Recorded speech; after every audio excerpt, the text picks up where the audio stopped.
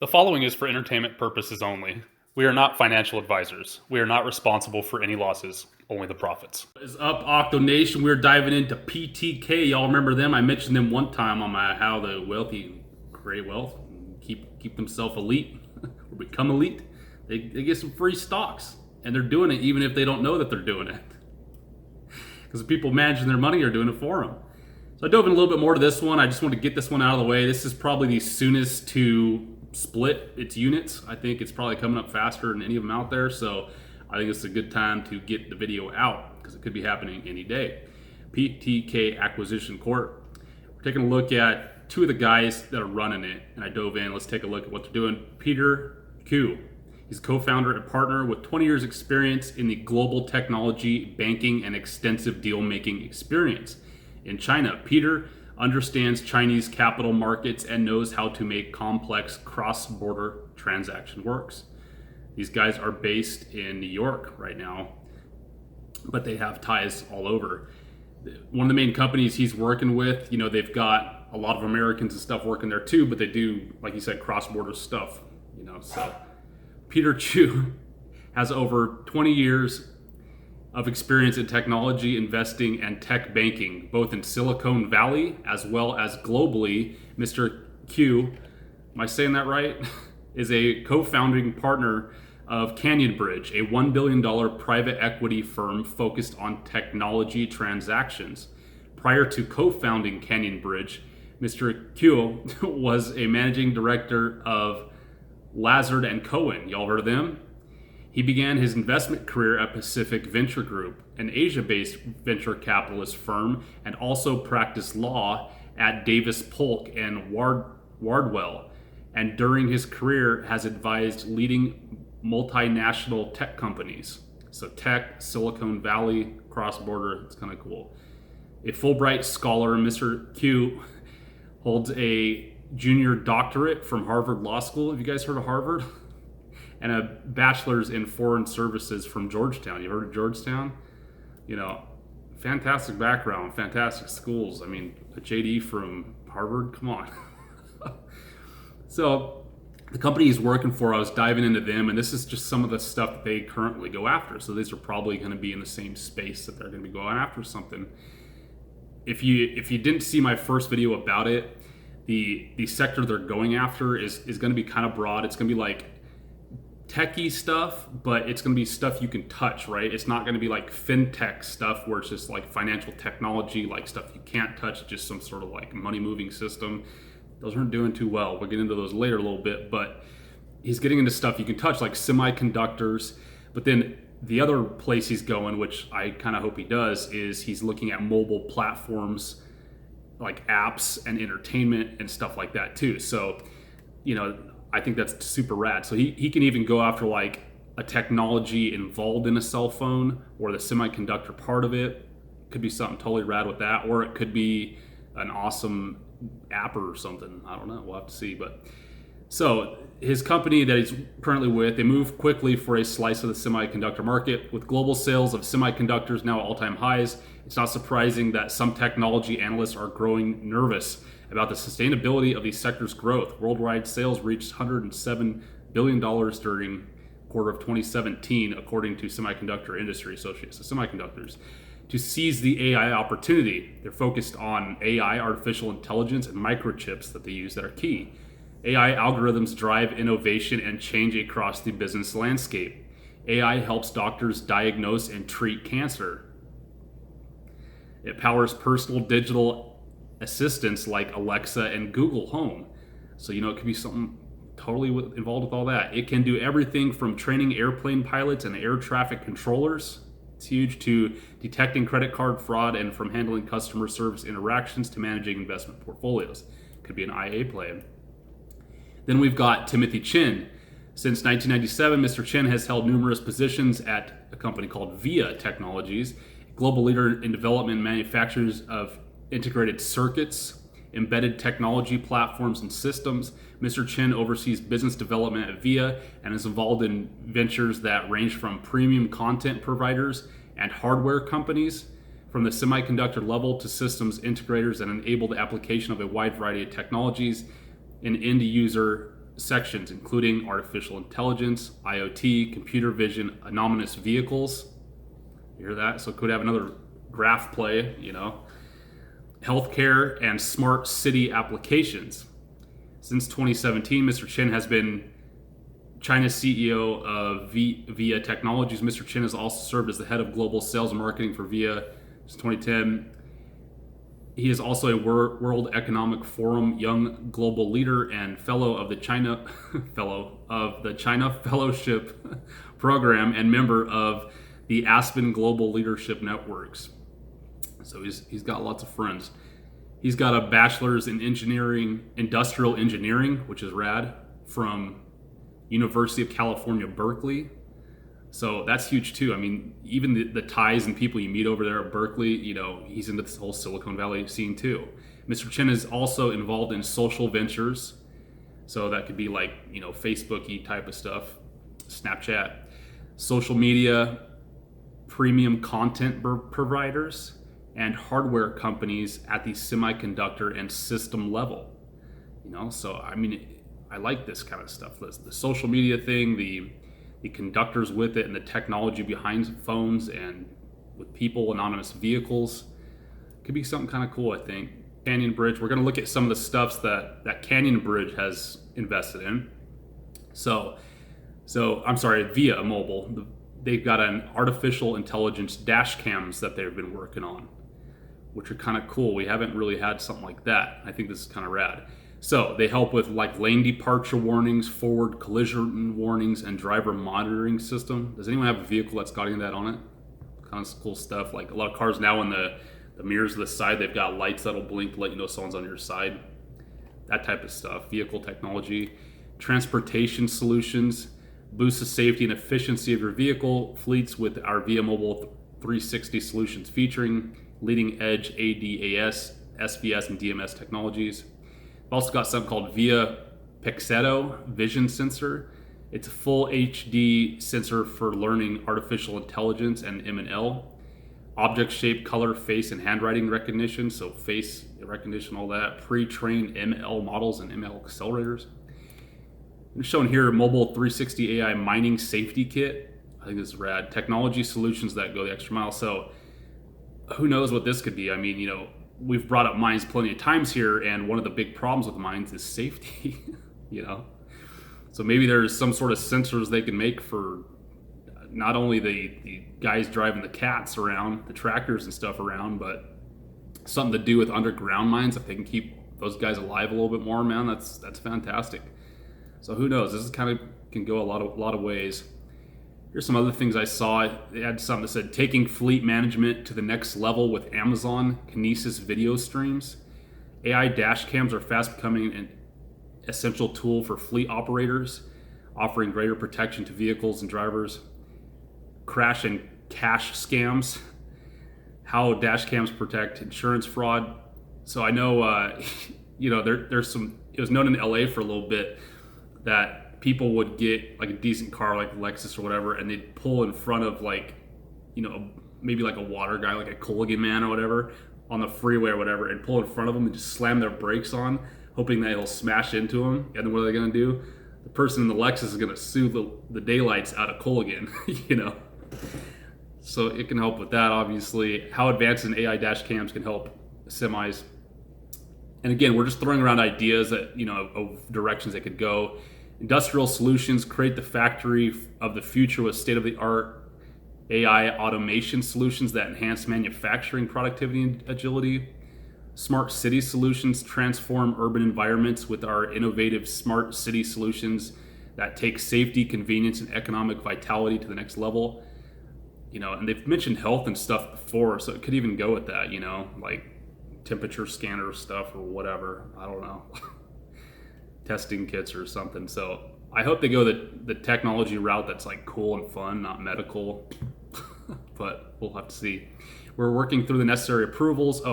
So I emailed them, and they are past the 52-day launch. So usually it takes about 52 days for when a SPAC comes out with the units. It takes about 52 days after that for them to release and split the units into common shares and warrants. and they haven't done it yet. So I reached out to him, and he wrote me back and said, "We are working through the necessary approvals for all of this. It will be coming out soon. Let me know if you have any more questions. Thanks." So it's really efficient at getting back to me, so that's cool. So it could be any day. And again, why we're getting on this is, if you just want to throw some money at the units right now, they're like at floor or below. They're sitting at $9.88. And the play on this is the second the warrants and the commons come out, call your broker up. Hopefully it's Fidelity, because they don't charge you for this. And they will split those units up. So then you have your commons and then your warrants. And then at that point, you can do what you want. A lot of people do this just to hold on to the warrant.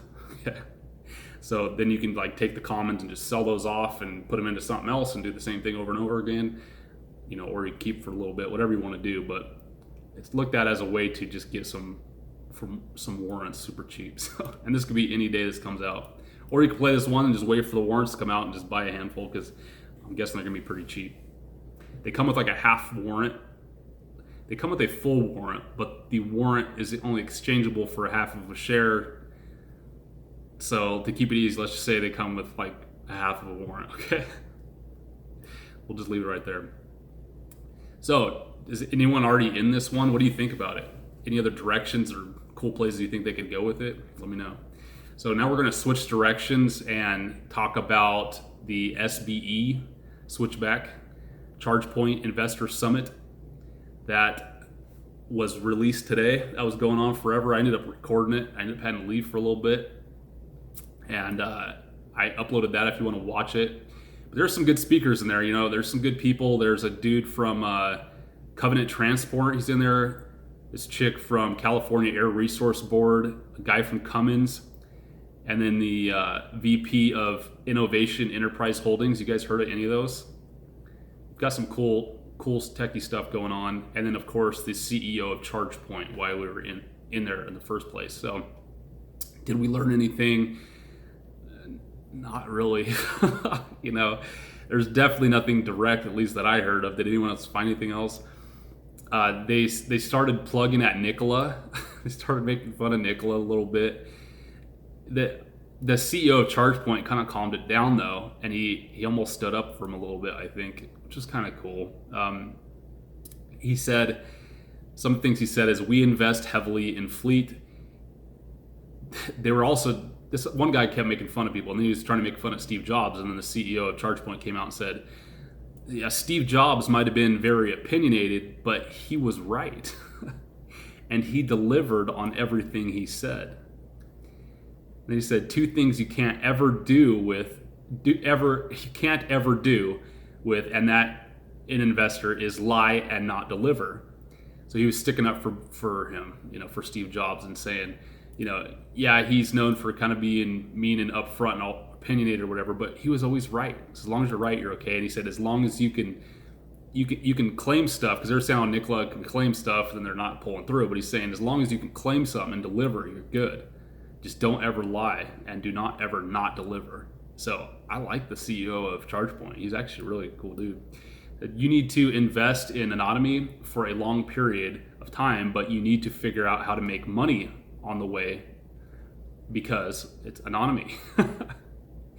So, he was saying that, things of the future and stuff, you got to put money at it, but you've also got to figure out along the way, how are you ever going to make money at it if you're going to do it? He said, don't blind invest in something just because you think something's cool. You got to figure out, okay, sweet, that's great tech, but how are we going to make money on it, right? So it's another point. He also said that he said, I will use Simmons, who is an investor in us. They're kind of like a electric-ish type of company, right? He said they're an investor in us. And he said it was good for them because they got a financial increase, but also business adjacency, which is a good way to put it, as it helped them further their business. And I think strategic investors are aware of that. So what is he saying there? He's saying that Simmons invested in them, and he said it was good for them because they're going to make money in his company, right? But he said it also, in a way, synergistically, saying adjacently, running to parallel kind of together, it helped their business too, because for instance, if you guys never heard about Simmons, but you know about ChargePoint, and now you've heard about Simmons because I'm talking about it. It's a perfect example, right? So he's just saying, his outlook on business, I think, is right on point. But he's smart about business and bringing stuff to market and stuff too, like the stock market and all that. And he's paying attention to it too. So, to me, it definitely sounds like he knows about SPACs. He knows about Nikola. He knows about stuff. So he's very aware of it, and he's not someone I think that would carve out a bad deal for them personally at ChargePoint. So I'm sure SwitchBack is not going to, get some insane, awesome deal on it, because I'm sure ChargePoint could have picked from 5 to 20 other businesses that have been knocking on their door, and they're going to go with someone that they think that they're pliable with, that they can, like he said, run adjacent with, and have the same type of mindset, right, going forward. So I think it's kind of cool. I think it increased my thought about them picking them maybe a slight bit, maybe like 5%, but not much. All I do know is that I actually like the CEO of this company, and whether it be SwitchBack, hopefully it is because I'm already in it, or another SPAC, I'm still going to jump on ChargePoint hardcore. So once it's fully announced, the LOI comes out, bagging up that truck. You guys already in? What do you think? So yeah, he was talking about synergy. He was also saying that businesses need to be over 200 million for VCs, venture capitalists, to really look at them. And he can easily say that because I think they're around 1.5, 1.7-ish billion. If you haven't seen the video, I've got it here. Always have someone ask me this, what's the price target for this one? I don't know. I don't know. I mean, if we can compare it to other SPACs out there, this should absolutely, when this LOI is, it should absolutely easily get to 20. Will it get way above that? I think it definitely will. But let's just say if it doesn't get to 20, I would be drastically surprised. There's not a bone in my body that doesn't think it would hit 20 once it gets released as an LOI, right? I just don't see it. People are just from the reaction we've already got, I think 20 is very easy to get. What do we hit today? 15 alone? Let's take a look. The warrants were huge going in. Yeah, so we got to 14-ish is where we got to. Could we hit 20? Absolutely, because this is just on a rumor. Once we get something definitive, I think we'll get something a little bit bigger. So then I was also stalking ChargePoint. I was trying to bug them, couldn't get any responses. I was even asking about them on the investor presentation, trying to get them to drop something. Of course I couldn't. But I did stalk them a little bit, and I saw this company, which I thought was rad. They said everything you know about charging the Energica Ego and Evo motorcycles. So this is an actual electric motorcycle that's super sick. It's super high end and awesome. And I ended up trying to get a hold of this company, and I did. I talked to this dude today, and unfortunately they're only on the Italian stock exchange. Energica, I don't know. You guys already on this one, you know about them, but I was asking him, hey, are you guys interested in, coming to market in America? He's like, and he was basically saying, he's an Italian guy, he's super nice, funny, but he's basically said, yeah, heck yeah, they want to do it.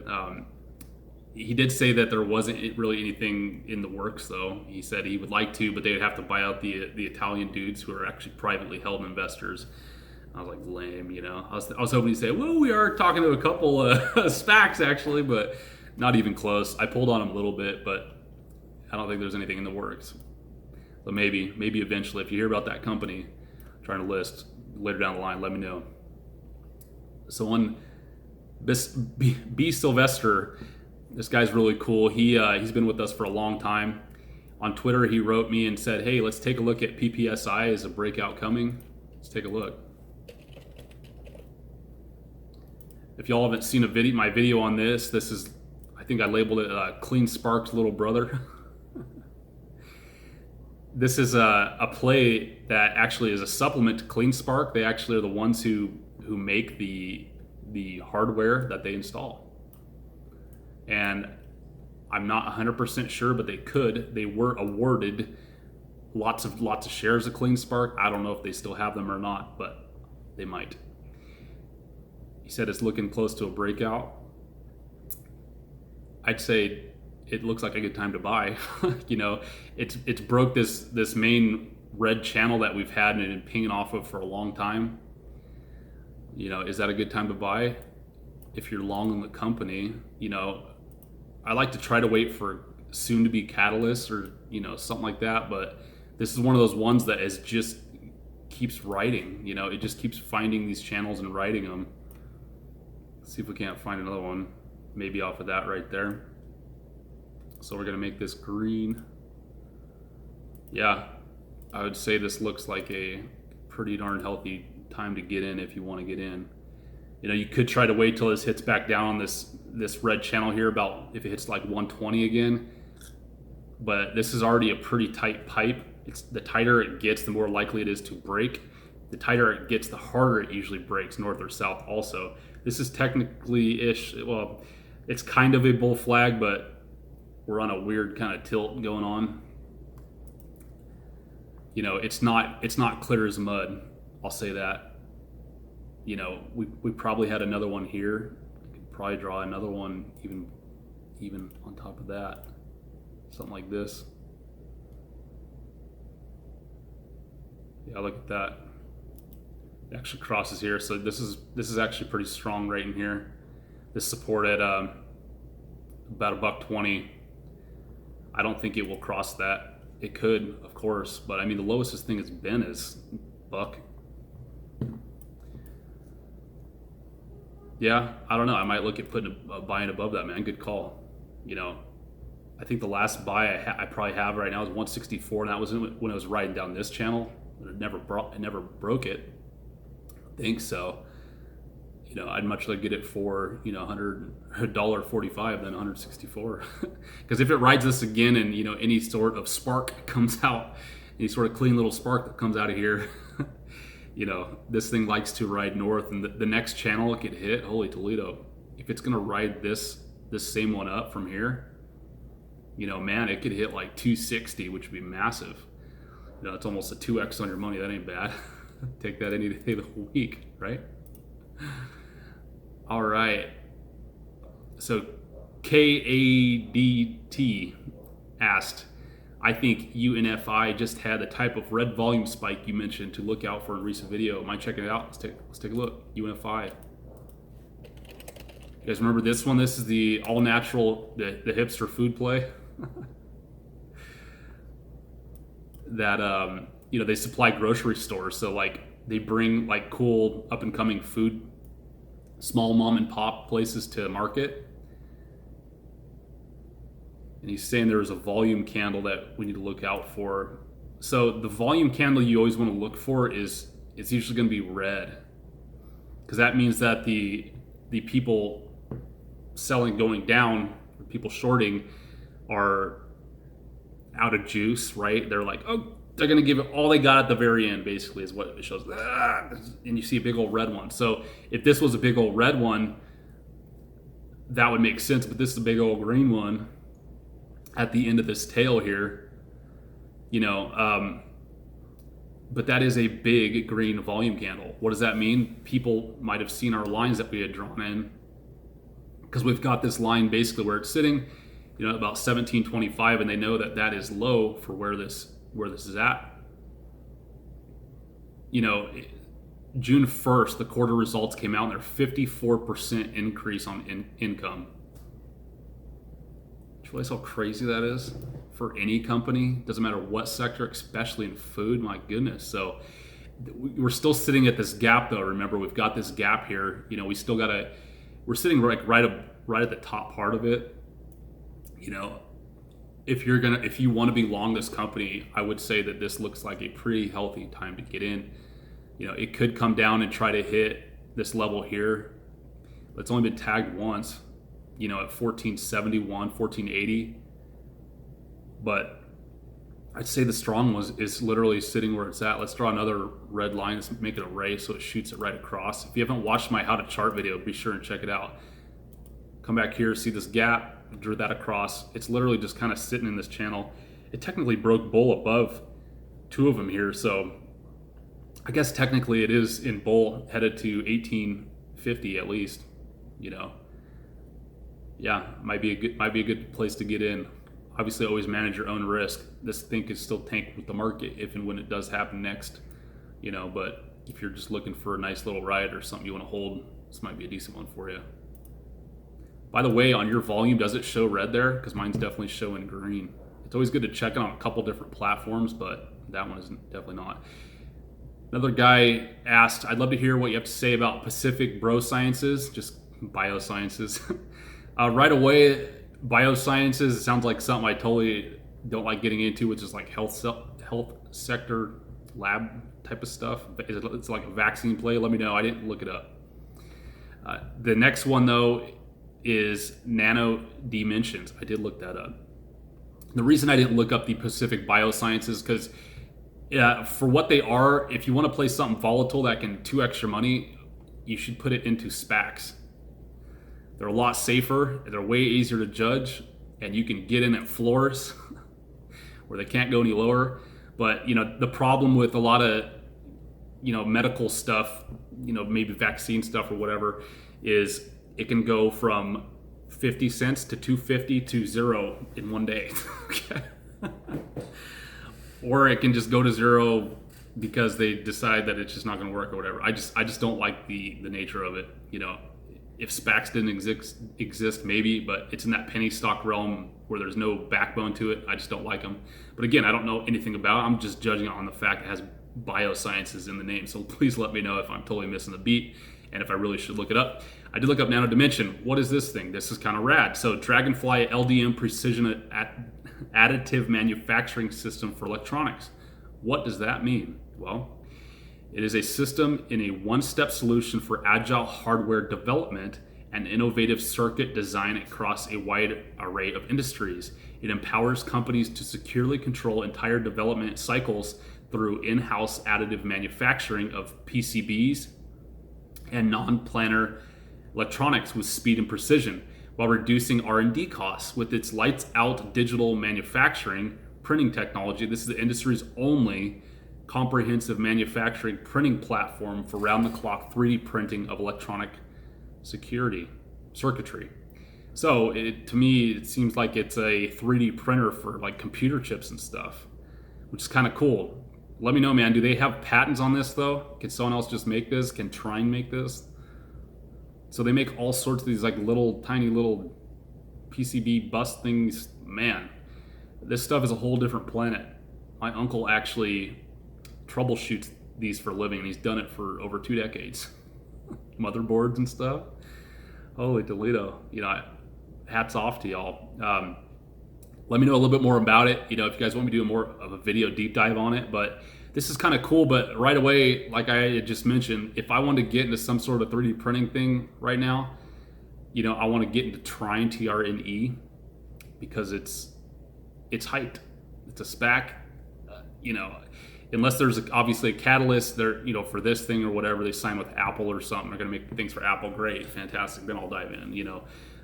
But this might be something that's rad for long-term play, but I definitely would have to look into it more and see, do they actually have anything special, or is it just a 3D printer that anyone can do, that TRNE can even do? I don't even know.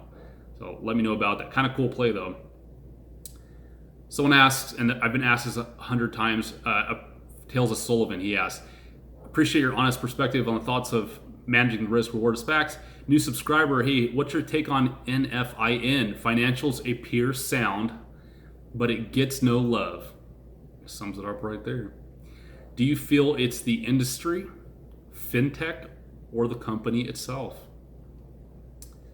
He's answering his own questions, you know? I mean, it just is what it is. That's why I'm kind of sketchy on fintech stuff, you know? Unless it's total bangerang or whatever.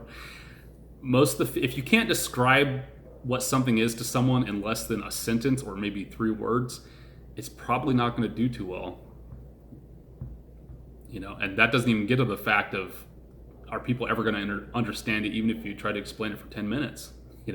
That's the problem with this one. I've done a deep dive on this, but I decided just not to cut it because I decided that I don't think people are ever going to get onto it, and that's all I care about because I'm here to make money. Like, I think this is probably a cool, neat company. They definitely need to get some sort of brand tied to it. What is it? It's a fintech. Is a leading fintech company focused on trade and trade finance. It launched and operates Kratos, one of the world's largest commodity trading and trade financial digital marketplaces that connects and enables commodity traders to trade and source capital from lenders directly online. What? That's what most people are going to think, right? It's kind of a middleman for finance, but you say that to average Joe and he's like, there's 10,000 of those. Why do I care about this? And then he's going to ask, well, what about like Square, or what about Visa, or what about all the other brokery digital platforms moving money? Why is this any better? I don't know, man. I really could never fully answer those questions. And the problem with this company too is they haven't tied anything to it. I couldn't find one brand or product or anyone actually using their product. Did I just miss that? I don't know. Let me know about it. This could be something that could be huge eventually, but I like to try to stay away from stuff that you can't describe in less than a sentence to most average Joes. That's my thesis on it for now. By all means, try and change it though, please. Really appreciate, this guy, Martin Vu said, really appreciate your videos and analysis. Hey, we got a nice cup and handle forming on the daily chart for SPAC, SPAQ. Wanted to see your thoughts on it. Upcoming catalysts could include platform deal, confirmed merger. Henrik Fisker tweeted October previously. Reservation numbers on the Fisker Ocean. Let me know what you think. Thanks, man. Let's take a look. What the Spartans doing? Let's take a look. Sure, it looks like a cup and handle. Cup and handle is basically, it just looks like a teacup sideways. Y'all ever seen Beauty and the Beast? It's like cup. He can have the little chip in his mouth or whatever. I think it's wherever it's at. The cup and handle comes up. It's just a big old U, And a lot of people that haven't been into SPACs a lot, they don't know about this. In fact, because no one really brings up charts, and if they do, they only look at like daily charts. But zoom out on a lot of SPACs. Just study them for a second. You'll notice if SPACs rock, the target rocks, and people are going to like it, and they do like it, this is usually what happens. It zips all the way up. I mean, this thing zipped all the way up to like 18 bucks, and then it slams back down. And it slams back down to the gap usually around here, and then it starts going up. Smart people buy down here, sell here, rebuy right here, sell here again. Keep some profit in. But so the handle of the cup is basically it comes up to the U and then it comes back down. Yeah, totally, man. Totally looks like cup and handle, which creates kind of a little bull flag for us. Coming something like that for sure. It's a good entry point if you're long SPAC. This is one of the sketchiest EV ones out there.